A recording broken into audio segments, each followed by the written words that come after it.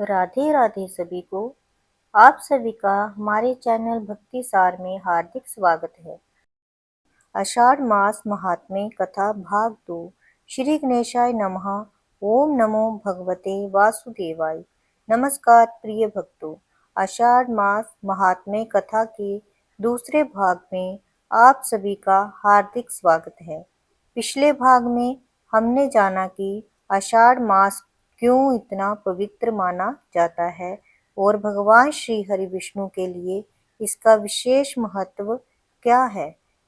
आज हम जानेंगे कि इस पावन मास में कौन से नियमों का पालन करना चाहिए, कौन से दान श्रेष्ठ माने गए हैं और एक प्रेरणादायक कथा के माध्यम से इस मास की महिमा को समझेंगे। प्राचीन काल में एक धर्मनिष्ठ ब्राह्मण अपने परिवार के साथ रहता था। वह बहुत अधिक धनवान नहीं था, लेकिन भगवान विष्णु का अनन्य भक्त था। आषाढ़ मास के प्रारंभ होते ही वह प्रतिदिन ब्रह्म मुहूर्त में उठकर स्नान करता, भगवान श्री हरि का पूजन करता, तुलसी को जल अर्पित करता और ओम नमो भगवते वासुदेवाय मंत्र का जाप करता। उसकी पत्नी भी श्रद्धा से दीप प्रज्वलित करती और यथाशक्ति अन्न तथा जल का दान करती। धीरे धीरे उनके घर का वातावरण भक्ति और संतोष से भर गया।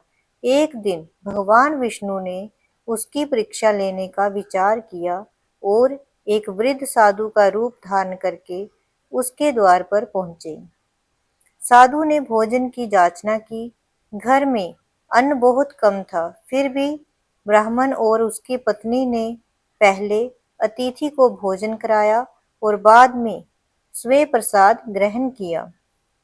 उनकी निस्वार्थ सेवा और श्रद्धा से भगवान अत्यंत प्रसन्न हुए। तभी वृद्ध साधु अपने दिव्य स्वरूप में प्रकट हुए। चार भुजाओं में शंख, चक्र, गदा और पद्म धारण किए भगवान श्री हरि के दर्शन पाकर दोनों दंपत्ति भाव विभोर हो गए। भगवान ने कहा, हे भक्त, आषाढ़ मास में श्रद्धा, सेवा, दान और भक्ति से किया गया प्रत्येक शुभ कर्म अनेक गुना फल देता है। तुमने बिना किसी स्वार्थ के अतिथि सेवा की है, इसीलिए तुम्हारे घर में कभी अन्न, सुख और शांति की कमी नहीं होगी। ये कहकर भगवान अंतर ध्यान हो गए। उस दिन से ब्राह्मण का जीवन आनंद और संतोष से भर गया। उसने कभी अपने धर्म का त्याग नहीं किया और जीवन भर भगवान का स्मरण करता रहा। प्रिय भक्तों, ये कथा हमें सिखाती है कि भगवान को केवल बड़े बड़े यज्ञ या धन नहीं, बल्कि सच्ची श्रद्धा, सेवा और निष्काम भक्ति प्रिय है। आषाढ़ मास में विशेष रूप से इन बातों का ध्यान रखें। प्रतिदिन प्रातः स्नान करके भगवान विष्णु का पूजन करें, तुलसी को जल अर्पित करें, ओम नमो भगवते वासुदेवाय मंत्र का जप करें, यथाशक्ति अन्न, जल, वस्त्र अथवा गो सेवा करें, क्रोध, असत्य और निद्रा से बचें, जरूरतमंदों की सहायता करें और सात्विक जीवन अपनाएं।